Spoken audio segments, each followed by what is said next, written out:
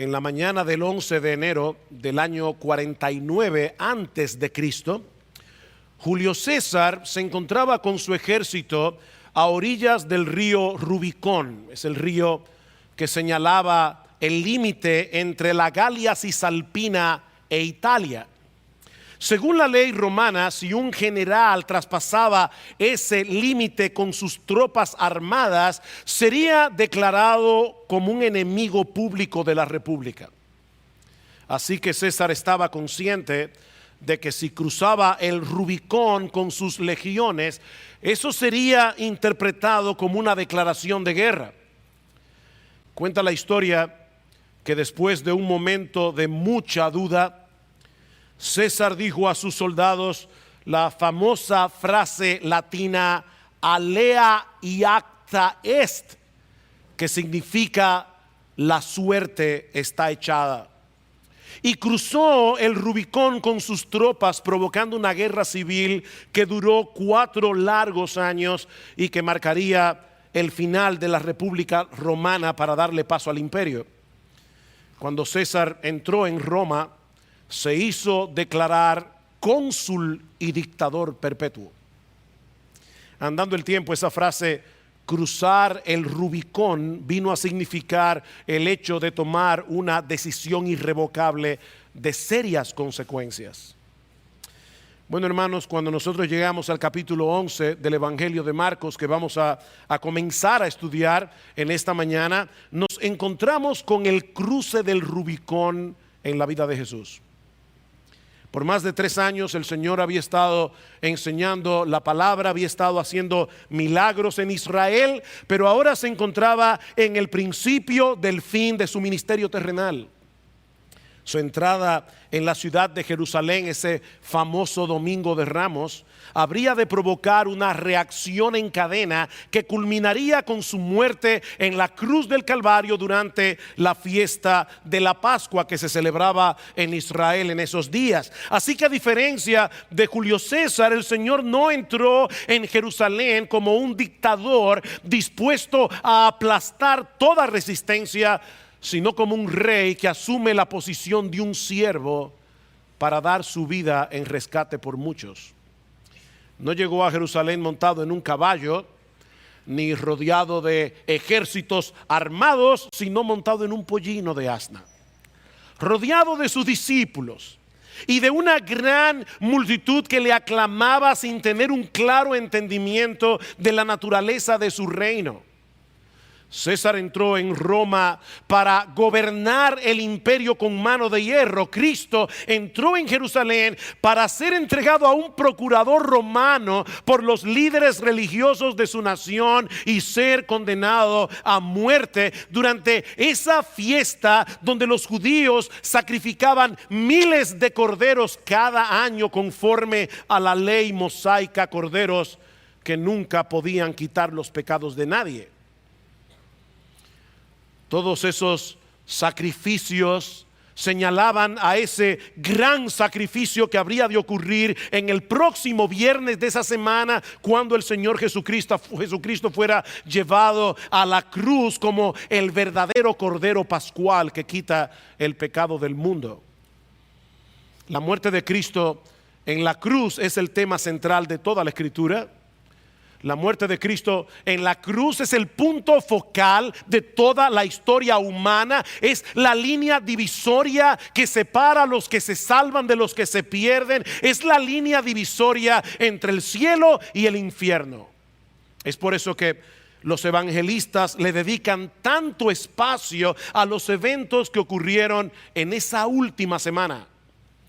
Mateo le dedica un cuarto de su evangelio, los capítulos 21 al 28, a esa pequeña porción del ministerio terrenal de Jesús. Marcos le dedica un tercio, Lucas le dedica un quinto y Juan la mitad completa de su evangelio, solamente para hablar de esos últimos 7 días. Si sumamos el contenido de los 4 evangelios, veremos que hacen un total de 89 capítulos. 30 de los cuales se enfocan en estos 7 días. En otras palabras, más de un tercio de los 4 evangelios está dedicado a narrar con lujo de detalle lo que sucedió durante la semana de la pasión, que comienza precisamente con la entrada de Jesús en Jerusalén. Y de paso es interesante notar que este es uno de los 3 eventos que se narran en los 4 evangelios. Es el único evento, junto con la alimentación de los 5,000 con 7 panes y 2 peces, la resurrección de Cristo. Son los únicos 3 eventos que se narran en los 4 evangelios. Este pasaje ha sido conocido como la entrada triunfal. Sin embargo, si yo pudiera hacer un plagio sin violar la ley del copyright o del derecho de autor, yo me habría apropiado en esta mañana del título que usó John MacArthur cuando estaba exponiendo este pasaje en su serie del Evangelio de Marcos. Él tituló su mensaje "La falsa coronación del verdadero rey". La falsa coronación del verdadero rey. Más que una entrada triunfal, esta es una falsa coronación, como veremos en un momento. Porque ciertamente Jesús es el Mesías del que hablaron los profetas del Antiguo Testamento. Él es el hijo de David, que habría de sentarse para siempre en el trono de su padre. Pero la mayoría de las personas que estaban allí ese domingo de Ramos aclamando a Jesús no tenían ni idea de qué clase de rey era él, ni de qué tipo de reino o qué tipo de reino es que él había venido a implantar en la tierra. De hecho, ni siquiera sus discípulos. En el relato del Evangelio de Juan, Juan nos dice que los discípulos entendieron esto que sucedió ese domingo después de la resurrección. Así que ni sus discípulos entendieron lo que estaba sucediendo allí.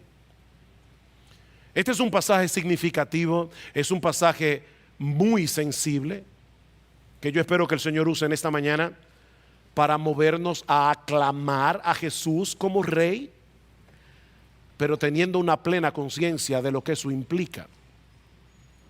Se puede decir que Jesús es el Señor y no tener a Jesús como Señor. Se puede cantar alabanzas al rey y no tener a Cristo como rey. Alguien decía: no podemos cantar un himno como el que cantamos hace un momento, coronadle Rey de Reyes, y cantar en el resto de la semana, pero sigo siendo el rey.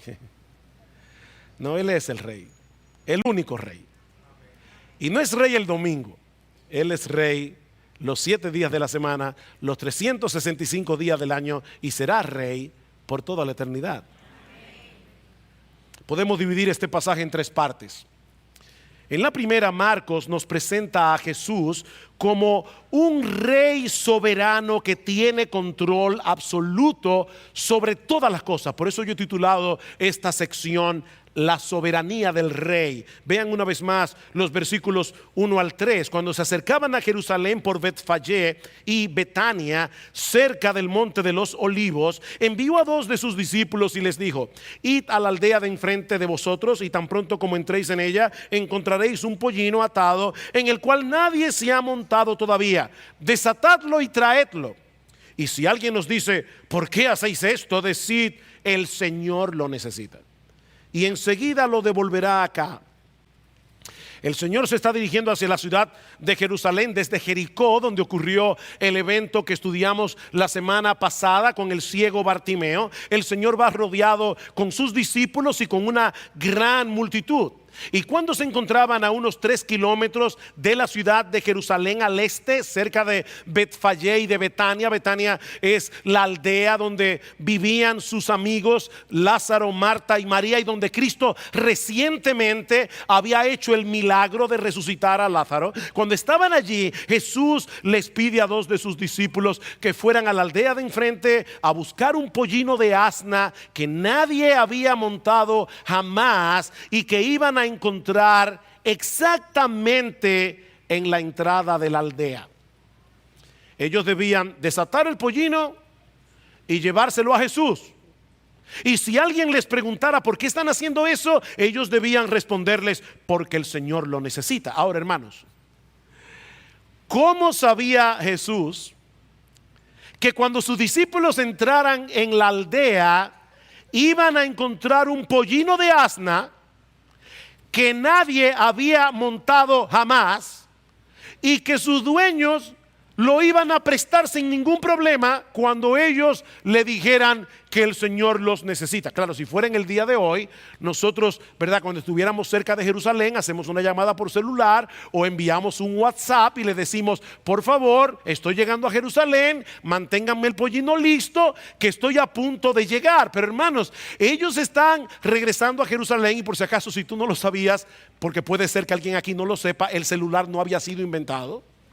Ellos están cerca de Jerusalén, habían estado por un largo tiempo ministrando en la región de Galilea, están regresando después de meses de ausencia. Era imposible que Jesús supiera todo eso, a menos que tuviera un conocimiento sobrenatural.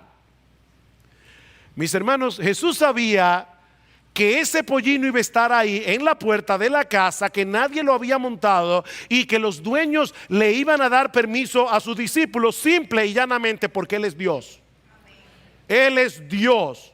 Él sabe dónde se encuentra cada burro del planeta. Él sabe dónde se encuentra cada pollino de asna. Él lo sabe todo. Él lo controla todo. No hay absolutamente nada que esté fuera de su conocimiento. No hay absolutamente nada que esté fuera de su control. Ese es nuestro Rey, el Señor Jesucristo. Ahora, hermanos, imagínense el impacto de sus discípulos cuando ellos llegaran a la aldea, se encontraran con el pollino, exactamente como el Señor les había dicho, que nadie había montado, atado fuera de la casa. ¿Saben qué es lo que está haciendo el Señor aquí? Él quería que sus discípulos supieran que Él estaba en control por todo lo que iba a suceder esa semana. Él quería que ellos supieran que su muerte en la cruz no iba a ser un accidente. Es por eso que el Señor había instruido a los discípulos, había insistido de hecho a los discípulos en los días previos a la llegada a Jerusalén, de todo lo que iba a suceder cuando ellos llegaran allí. ¿Recuerdan cómo Él les decía: el Hijo del Hombre será entregado en manos de los líderes religiosos, en manos de los gentiles, y sería burlado, golpeado, escupido y clavado en una cruz? Él quería hacerles ver a sus discípulos que Dios lo había planeado todo, hasta en el más mínimo detalle. Y es obvio, mis hermanos, que los discípulos entendieron el punto, porque más adelante vemos en el libro de los Hechos que Pedro y Juan tuvieron que comparecer ante el concilio, donde fueron amenazados para que no siguieran predicando el evangelio. Y dice en Hechos capítulo 4 versículo 24 que cuando Pedro y Juan le dan el reporte a la iglesia, dice que los creyentes alzaron unánimes la voz a Dios y dijeron: soberano Señor, tú eres el Dios que hiciste el cielo y la tierra, el mar y todo lo que en ellos hay, que por boca de David tu siervo dijiste: ¿por qué se amotinan las gentes y los pueblos piensan cosas vanas? Se reunieron los reyes de la tierra y los príncipes se juntaron en uno contra el Señor y contra su Cristo, porque verdaderamente se unieron en esta ciudad contra tu santo Hijo Jesús. Todo lo que pasó en esa semana, a quien ungiste, Herodes y Poncio Pilato, con los gentiles y el pueblo de Israel, para hacer cuanto tu mano y tu consejo habían antes determinado que sucediera. Ellos entendieron el punto. El destino de Jesús no estaba en manos de los líderes religiosos de Israel, no estaba en manos del gobierno de Roma, si ellos fueron responsables de su pecado. Pero al mismo tiempo y sin saberlo, ellos estaban haciendo la voluntad de Dios. Ellos estaban cumpliendo el plan soberano de Dios para la salvación de los pecadores. Mis hermanos, Cristo no fue forzado a morir en la cruz. Lo hizo voluntariamente y lo hizo por amor a ti y por amor a mí. Recuerdan en Juan capítulo 10 cómo el Señor les dice a los judíos: por eso me ama el Padre, porque yo pongo mi vida para volverla a tomar. yo pongo mi vida para volverla a tomar. Nadie me la quita, sino que yo de mí mismo la pongo. Tengo poder para ponerla. Tengo poder para volverla a tomar. Este mandamiento recibí de mi Padre. El Rey soberano fue llevado a la cruz porque Él quiso ser llevado a la cruz. Fue llevado a la cruz para dar su vida por nosotros. Ahora, puede ser que alguien aquí se esté todavía preguntando, ¿y por qué tenía que entrar Jesús en Jerusalén montado en un pollino? ¿Por qué no entró en la ciudad caminando? Como de hecho seguro lo había hecho varias veces durante su ministerio terrenal. ¿O por qué no entró en Jerusalén montado en un corcel? En un caballo imponente como era típico de los reyes en aquellos días. Hermanos, ¿por qué Jesús tenía que entrar en un pollino? En el versículo 3 yo creo que encontramos una pista. Vean una vez más el versículo 3. Y si alguien nos dice, ¿por qué hacéis esto? Decid, el Señor lo necesita. El Señor lo necesita. Y de paso, una vez más, Jesús está evidenciando aquí su omnisciencia. Él lo sabe todo, no solo dónde está cada asna, como decíamos hace un momento, dónde está cada burro, cada pollino. Él sabe quiénes son los dueños de cada burro, de cada asna, de cada pollino. Y Él sabe cuál es la condición del corazón de cada dueño de esos burros. En otras palabras, Jesús sabía que los dueños del burro, porque había una burra y el asna, o mejor dicho, perdón, un asna y su pollino. El Señor sabía que el dueño del asna y el dueño del pollino conocían a Jesús y confiaban en Él. Y cuando oyeran que el Señor lo necesita, le iban a dar el asna y el pollino, porque el Señor lo necesita. No Jesús. ¿Vieron? ¿Por qué desatáis el pollino? Porque el Señor, no Jesús, el Señor lo necesita. Eso va a ser suficiente. Y otra cosa también de paso, la verdad es que esta fue una encomienda un tanto incómoda para los discípulos. Ustedes se imaginan llegar a una aldea donde tú no conoces a nadie, encontrarte con un burro o con un pollino y sin ton ni son desatar el pollino y llevártelo. Tú que eres cristiano, parece que te lo estás robando. Era una encomienda un tanto incómoda. Vayan a la aldea, encontrarán un pollino, desátenlo y tráiganmelo. ¿Y para qué? No, ellos no preguntaron absolutamente nada. Y el Señor no le dio ninguna explicación. Ninguna explicación adicional. ¿Saben por qué?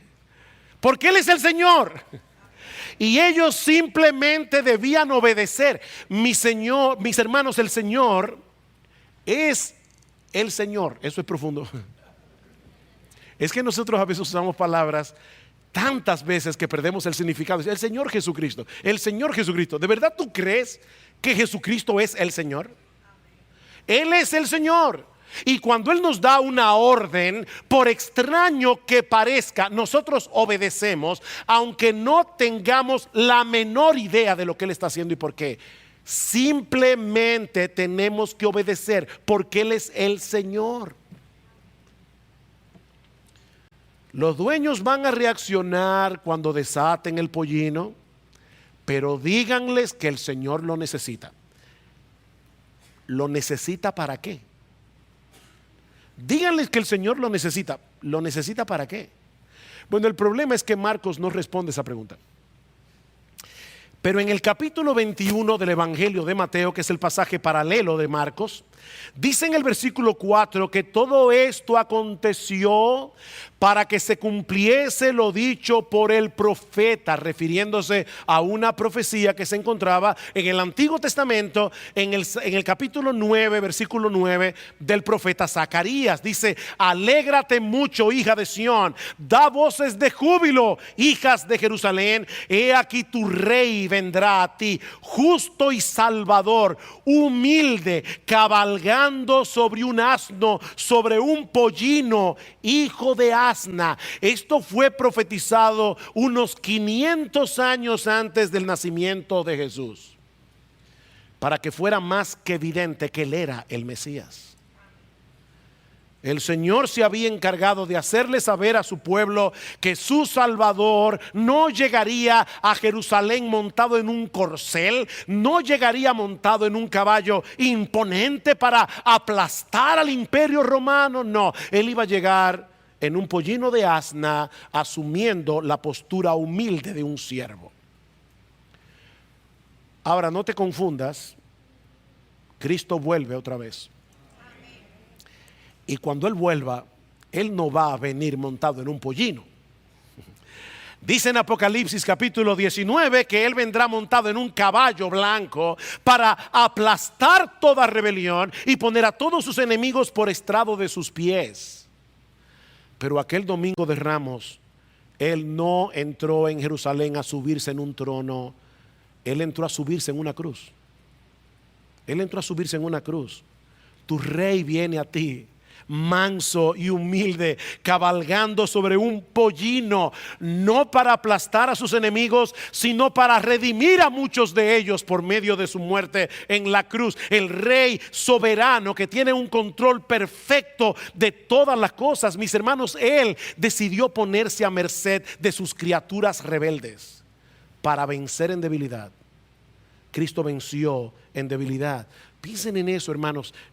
Él es Rey de reyes y Señor de señores. Él es el amo y dueño absoluto de todo el universo. Pero Él no vino al mundo rodeado de riquezas. Él no vino al mundo para vivir en un palacio con pompas y oro y plata. Varias veces Jesús tuvo que cruzar el mar de Galilea en una barca prestada.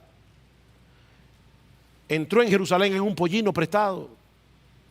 Y después que murió en una cruz que no estaba reservada para él, sino para Barrabás, tuvo que ser enterrado en un sepulcro prestado.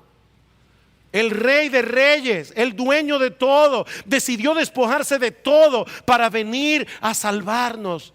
Pero seguía siendo rey. Y seguía siendo soberano. Versículo 4. Ellos fueron y encontraron un pollino atado junto a la puerta, afuera en la calle, y lo desataron. Y algunos de los que estaban allí le dijeron: ¿qué hacéis desatando el pollino? Ellos le respondieron tal como Jesús les había dicho y les dieron permiso. Un detalle interesante: no era común en esos días que un pollino estuviera atado en la puerta de la casa.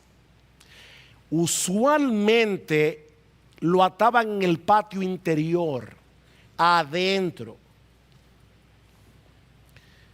Pero en algún momento del día,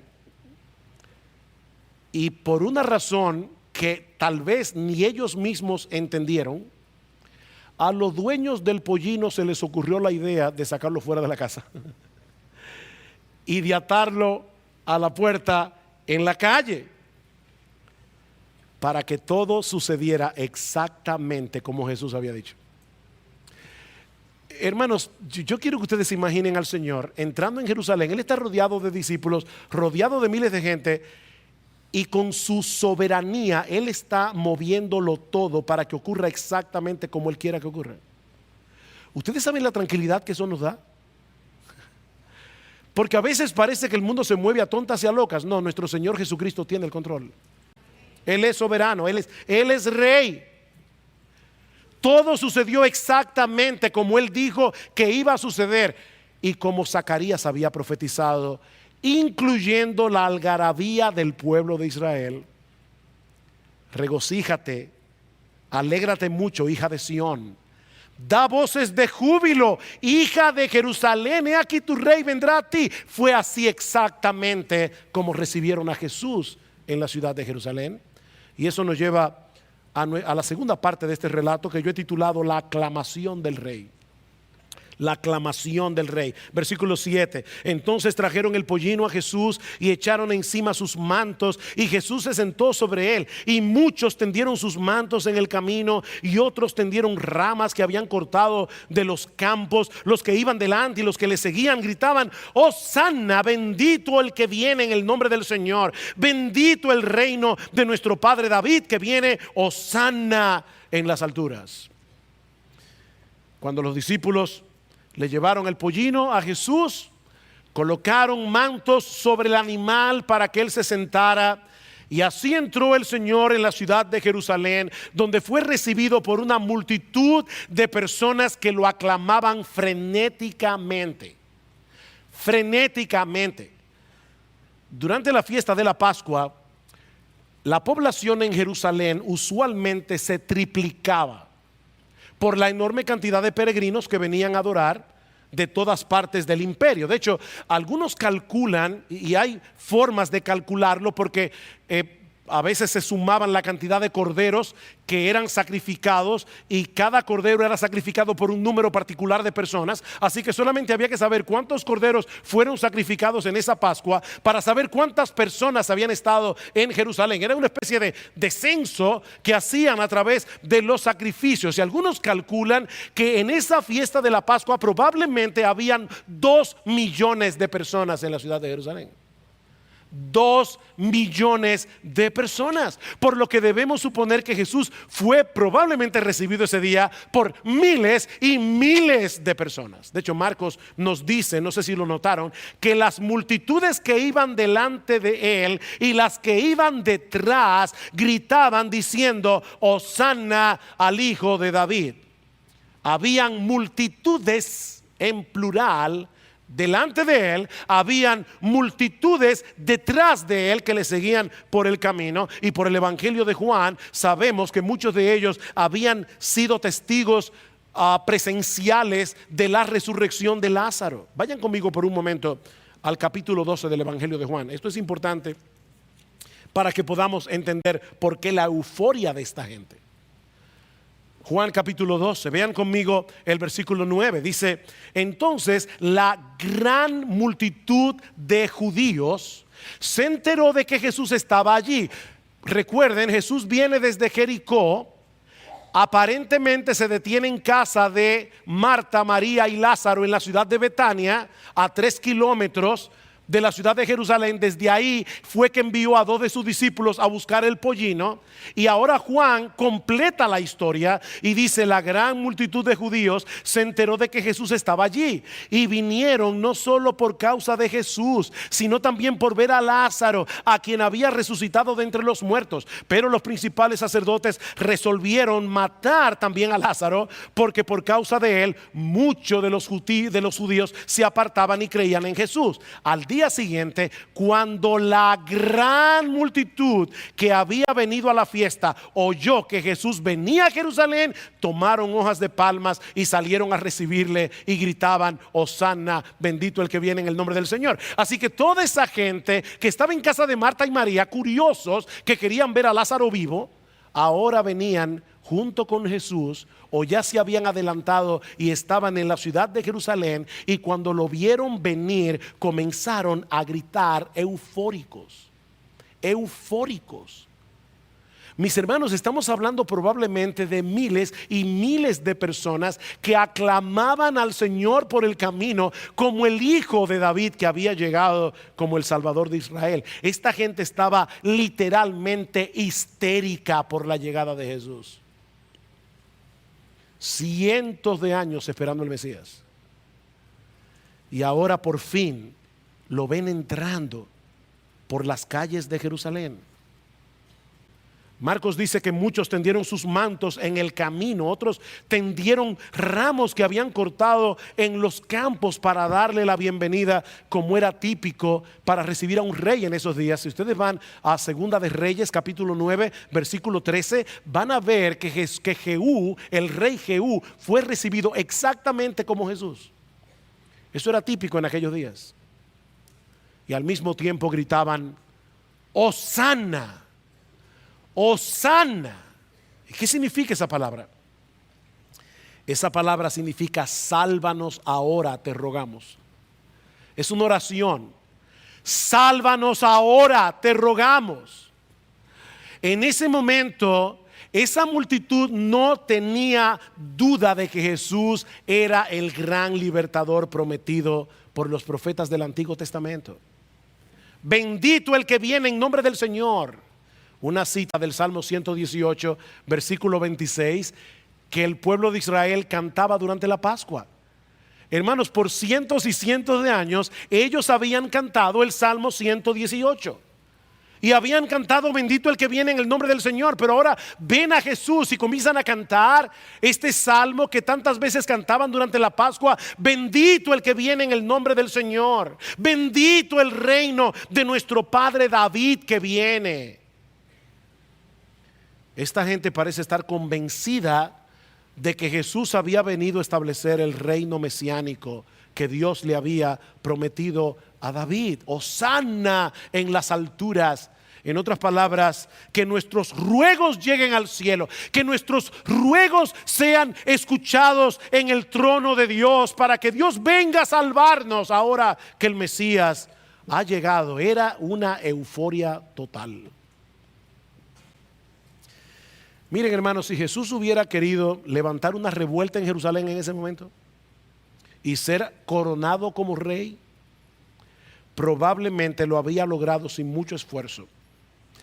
El ambiente estaba preparado para comenzar una revolución.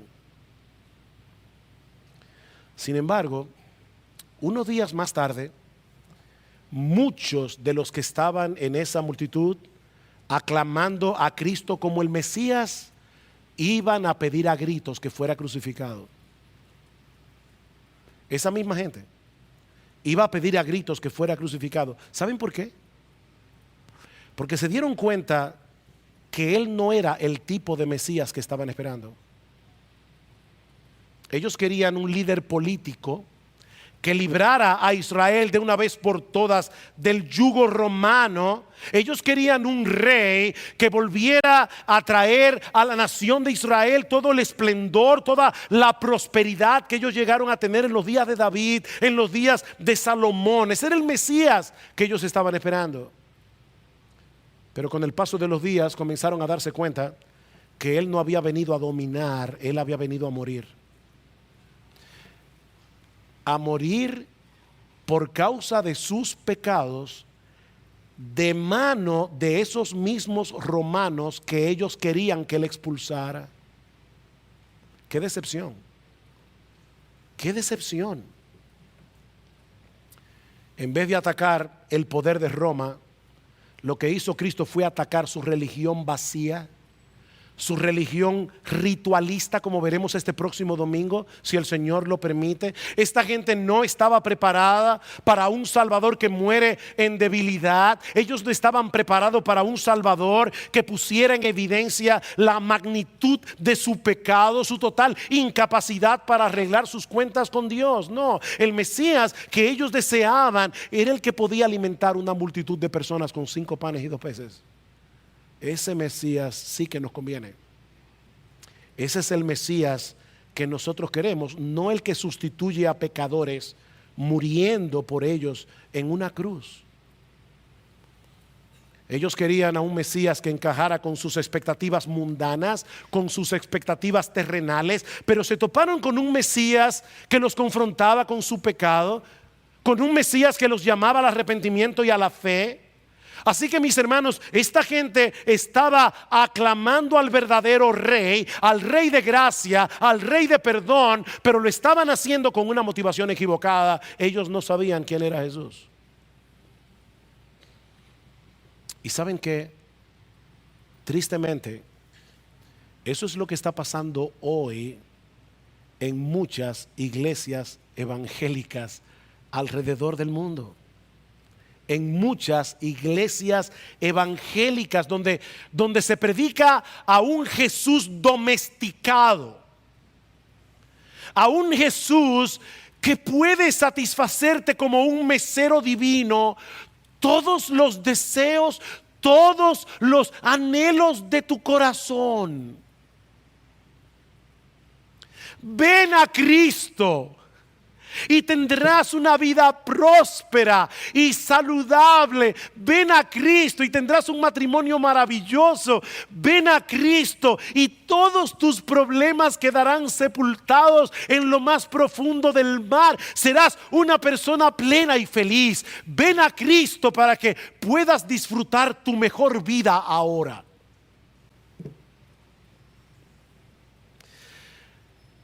Y muchos visitan esas iglesias cada domingo. Muchos visitan esas iglesias y cantan con entusiasmo y con profunda devoción, porque es con mucha devoción a ese Cristo que solo existe en su imaginación. Mi amigo, si tú estás aquí en esta mañana, déjame decirte algo lo más claro que yo pueda. Cristo no es esa clase de rey. Cristo no es esa clase de rey al que tú puedes usar a tu antojo para satisfacer tus deseos egoístas. No, Él es un rey que vino a morir en una cruz para pagar nuestra deuda con la justicia de Dios, librarnos de la esclavitud del pecado y transformar nuestros corazones egocéntricos en corazones amantes y humildes. A eso fue que vino Cristo. Ese domingo de Ramos, una gran multitud estaba clamando a Jesús como rey, pero muy pocos estaban realmente dispuestos a someterse a su autoridad. Una cosa es venir a la iglesia y cantar con los ojos cerrados, y por si acaso yo canto con los ojos cerrados, pero una cosa es venir a la iglesia y cantar con los ojos cerrados y levantar las manos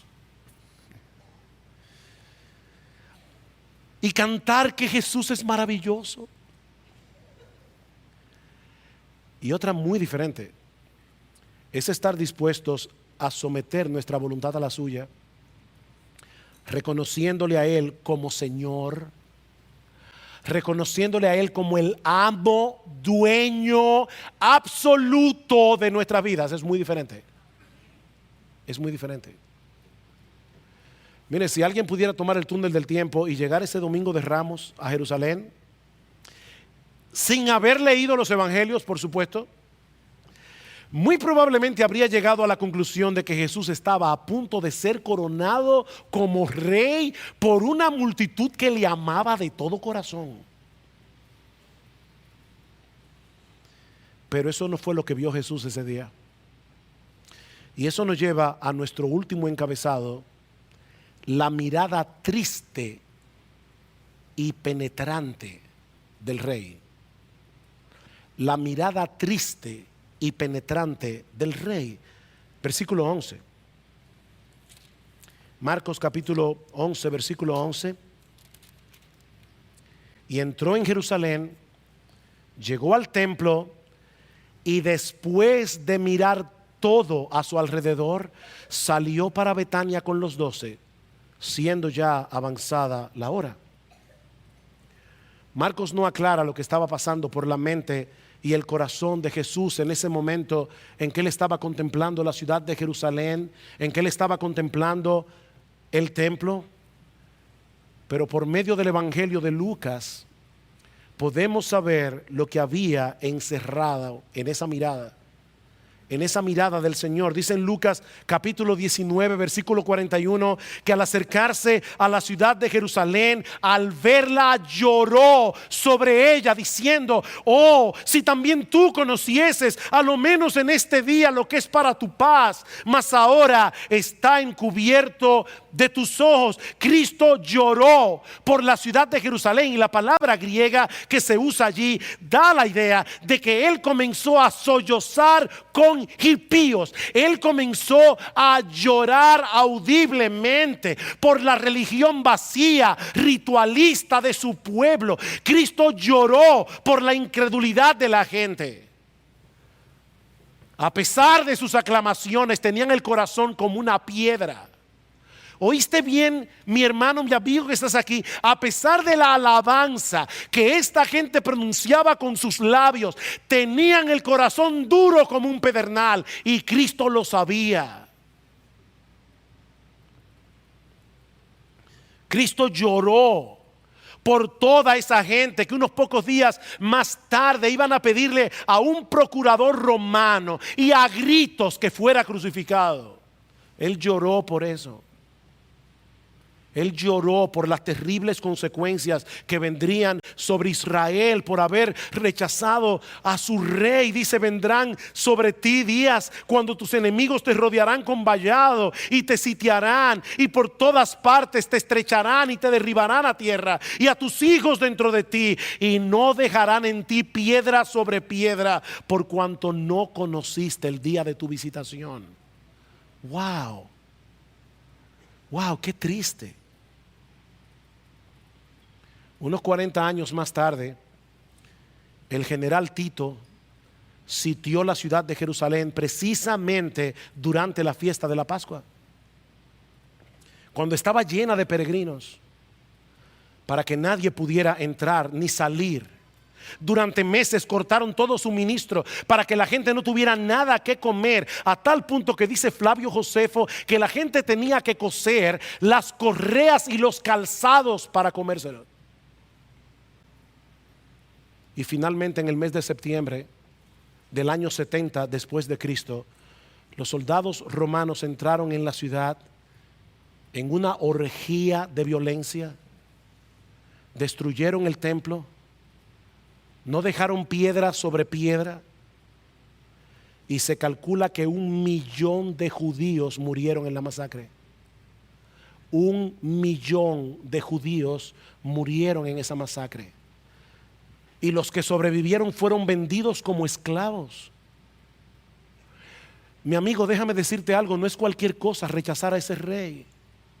No es cualquier cosa rechazar a ese rey. El Señor estaba viendo todo eso mientras contemplaba la ciudad que Dios había escogido para hacer morar allí su nombre, la ciudad amada.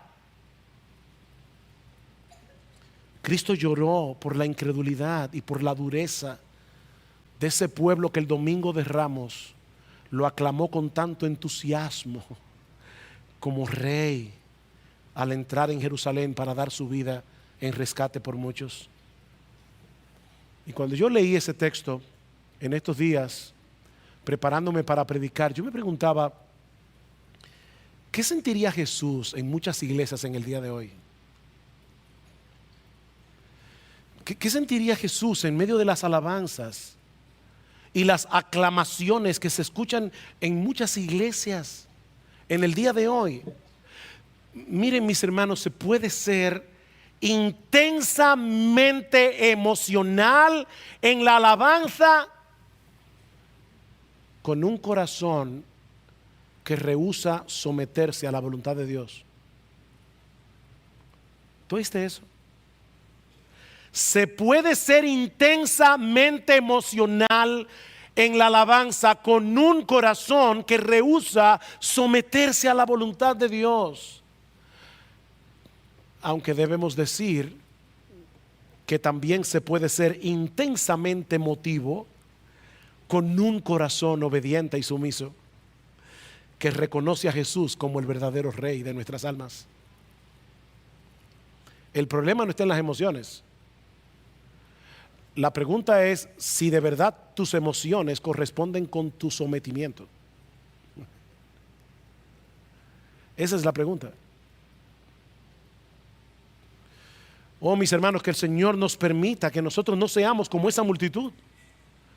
Que el Señor nos ayude, hermanos, para que no seamos como esa multitud, que no seamos culpables de poner delante de Él nuestros mantos, ondear nuestras palmas y nuestras aclamaciones de alabanza con un corazón vacío de verdadera devoción. Porque se puede hacer eso. Que el Señor nos libre. Oh, que Cristo sea recibido hoy en medio nuestro como el verdadero Rey, El verdadero Rey de nuestros corazones, que nosotros podamos llegar delante de Él arrepentidos de nuestros pecados, con la disposición de someternos con gozo a su santa y perfecta voluntad. Eres el Señor, yo soy tu siervo, dime, Señor, ¿qué tú quieres que yo haga? Oh, que a lo largo de toda nuestra vida nosotros seamos dominados por un deseo ferviente de proclamar las glorias y las excelencias de este Rey inigualable, para que muchos otros puedan renunciar a su religiosidad vacía y ritualista y puedan venir a sus pies reconociéndole a Él, solamente a Él, como Señor y Salvador. En cierta ocasión, alguien le preguntó a Corrie ten Boom, una activista y escritora neerlandesa que se hizo célebre después de la Segunda Guerra Mundial por haberle dado refugio a los judíos. Alguien le preguntó si era difícil para ella mantenerse en humildad a pesar de toda la atención que ella recibía constantemente. ¿Saben cuál fue su respuesta? Cuando Jesús cabalgó hacia Jerusalén el domingo de Ramos, sobre la espalda de un pollino, y todo el mundo comenzó a tirar sus mantos y a ondear las ramas de palma en el camino y a cantar las alabanzas, ¿tú crees que por algún momento entró en la cabeza del pollino la idea de que alguna de esas cosas eran por causa de él? O sea, ¿tú te imaginas al pollino? ¡Wow! En el mundo entero no hay un pollino como yo. Corrie ten Boom termina diciendo: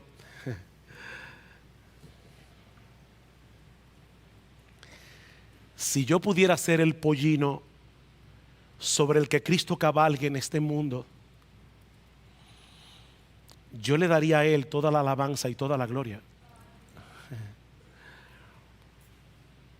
¿Saben qué, hermanos? Cuando nosotros estamos en nuestra mejor condición espiritual, no somos más que burros sobre los que Cristo cabalga.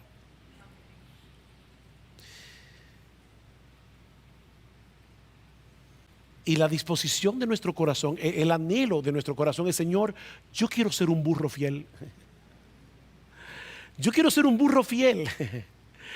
Yo quiero ser un burro que solo desea que tú seas conocido. Yo quiero ser un burro que solo sirva para que tú seas aclamado en el mundo como Rey de Reyes y Señor de Señores. Porque ¿saben qué, mis hermanos? Lo único que nosotros tenemos que realmente vale la pena es que nosotros llevamos sobre nuestros hombros el nombre de Jesús para darlo a conocer a otros. Él es lo más preciado que tú y yo tenemos. Oh, que seamos burros fieles. Oh, que seamos burros fieles. Mis hermanos, si hay algo que aprendemos de este pasaje, es que hay un Rey que es infinitamente mayor que tú, y que hay un reino que es 1000 veces superior a nuestro pequeño reino. Él es el Rey, y debe ser aclamado como Rey, y debe ser obedecido como Rey, y debe ser servido como Rey, y debe ser amado como Rey, y debe ser glorificado como Rey, porque solo Él es el Rey. Y algún día regresará en gloria, y hay de aquellos que no reconozcan a Jesús como Rey de Reyes y Señor de Señores. Mi amigo, si tú estás aquí sin Cristo en esta mañana, yo te ruego, yo te suplico, no te vayas de este lugar como llegaste. Mi amigo, medita en la reacción de Jesús al ver la incredulidad de esta gente, al ver su corazón endurecido, porque la desgracia de rechazar a Cristo sigue siendo tan desgraciada hoy como lo fue en ese tiempo. Es una desgracia rechazar al Rey de gracia. Ven a Cristo, mi amigo, ven a Cristo ahora. Pídele que perdone tus pecados. Pídele que te ayude a someter tu voluntad. Pídele que te ayude a vencer tu propia indisposición a someterte a Él. Pídele que cambie tu corazón de piedra en un corazón de carne. Pídeselo a Él. Él es poderoso y Él puede hacer eso por ti hoy. Oh, que en la iglesia bíblica del Señor Jesucristo, hasta que Él vuelva, solo Él sea aclamado en este lugar como Rey por hombres y mujeres que han entronado a Cristo en su corazón y lo tienen realmente como Rey.